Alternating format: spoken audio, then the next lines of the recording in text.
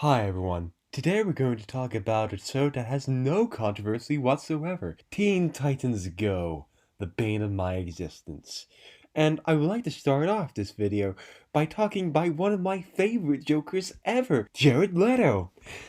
So, there's this pretty interesting interpretation of Leto's Joker, one that excuses his bad acting, his deeply uncomfortable behavior, and his entire putrid aesthetic. The interpretation is that this version of the Joker is doing all of this stuff, all of this botchery, all of this insane, all of this meaningless stuff, whether that be Joker in the movie or Jared Leto in real life, to troll us. A character who was originally conceived to be a wacky prankster who fools Batman would largely pick an entire aesthetic and theme that would seek to annoy both its adversary and his audience. This also applies to the criticism of the character's lack of depth, the fact that he lacks any sort of clear motivation, and adds to its overall prankster identity. To the interpretation itself, a deliberate slap to the audience's face after the redefining performance of Heath Ledger's Joker.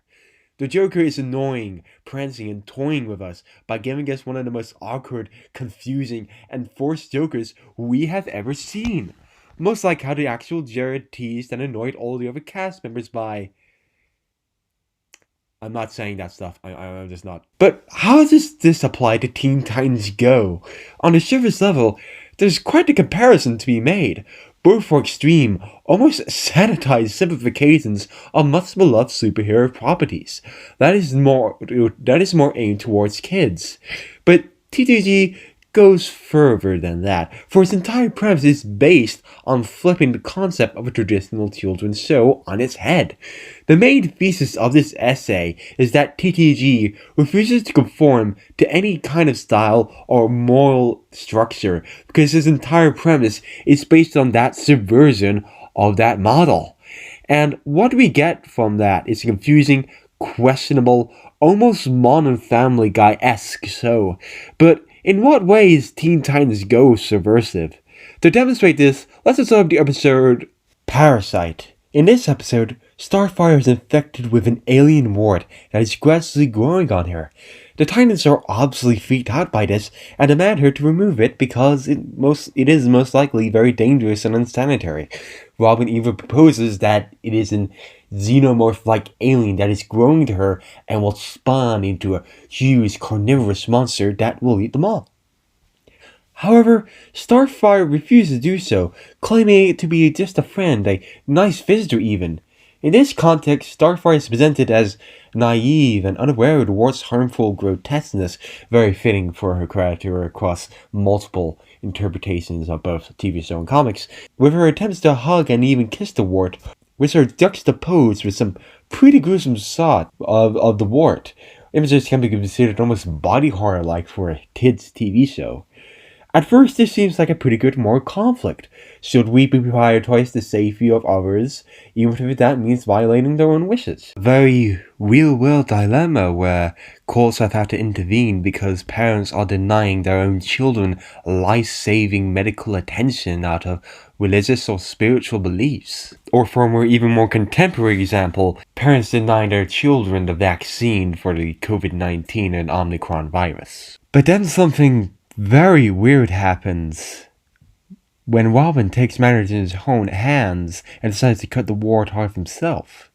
He grabs a chainsaw, and just before he cuts it off, the warp invades Robin's mind and has a meaningful chat about not judging things by their appearances.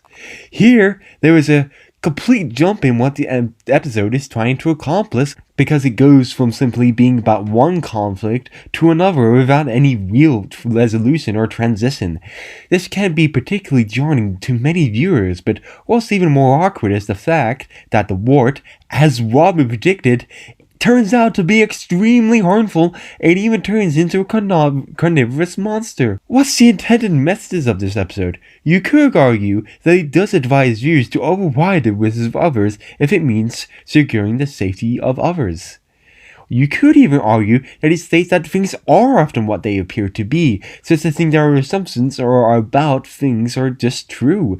You could even argue things and people present themselves are just an outright lie and not the fault of them. But I propose a counter to that, for I believe that TDG is not only a parody of Teen Titans, but a parody of a conventionally morally based storytelling itself.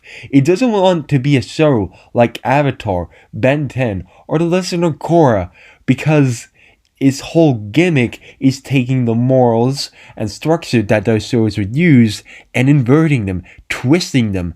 I believe that's what makes it so appealing and part of a risque for many viewers and why it's got so much popularity with younger kids recently. It will often set up some kind of morality, but at the last second do something that completely subverts that message or do something that is just unbelievably childish. A more small-scale example is the Burgers vs. Burritos episode, where Cyborg and Beast Boy over which meal is better, but also they come to the conclusion that both of them are in their own way good and deserve respect in their own right.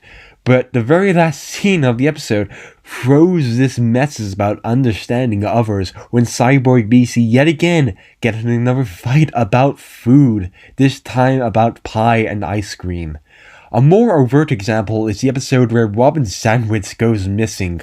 The whole episode, Robin's attempts to recuperate the sandwich are presented as invasive, cruel, and extreme, with multiple characters claiming that he should just let it go. He even enters Beast Boy's stomach unconsensually, which is presented in a really grotesque and horrific fashion.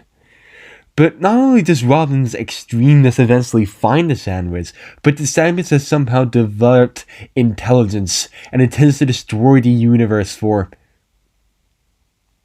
And I think this scene really sums up the creator's attitude when writing this show. Not only is Robin's extremities are somewhat justified by the reveal of the sandwich being evil and in need of defeat, but Robin, in a moment of pettiness, refuses to help the team out until they outright confirm and reinforce its ideology that no one should let things go. The episode that essentially shows the negative consequences of never letting go, such as harming others or in some cases torturing your friends, throws that message out for the sake of a quick gag.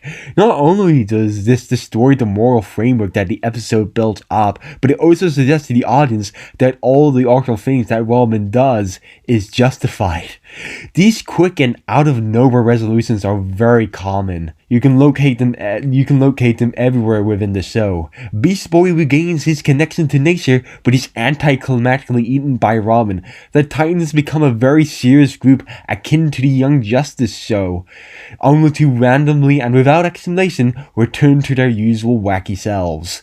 When people describe the show as lazy, I believe it because it resolves its main conflicts far too easily, with no logical connection between scenes. And that is because TDG isn't trying to be well thought out like its predecessor. It's a mockery of that traditional literary effort. It mocks the archetypes of the original Teen Titans characters by reducing them to loud caricatures of themselves, codified by the enlargement of their eyes and facial features, brighter colors, and this lack of depth. Many have argued that TGG is a disgrace of the original property, but that's the entire intended appeal of the show. A deliberate troll on the audience. The joke of the show is not Robin's uptightness, it's not the toilet humor or the horrific amounts of innuendos that the kids show has. It's our frustration at it. This kind of humor, while being akin to that of the works of Andy Kaufman, usually attributed as the first troll comedian, I think a more apt comparison would be that of Deadpool, because both texts are superhero properties that reject typical forms of heroism in a slapstick and comedic style. Both have a much heavier emphasis on comedy than any form of action, and both have an excessive amount of crude innuendo.